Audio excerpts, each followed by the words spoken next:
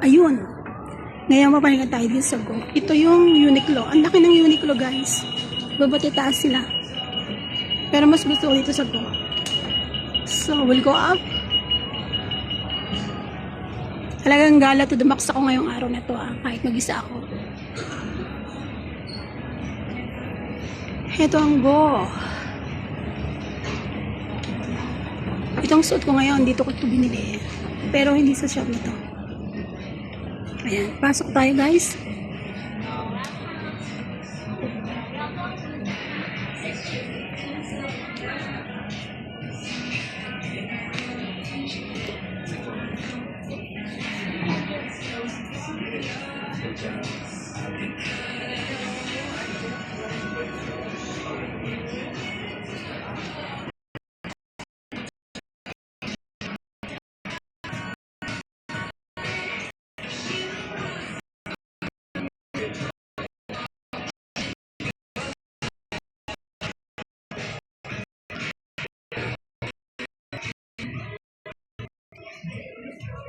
Oh my God, 139. I like this.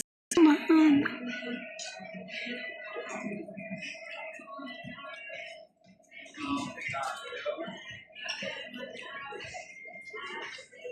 $149 pa din siya. Kala ko nagbaba na to ng presyo, guys. Hindi pa pala.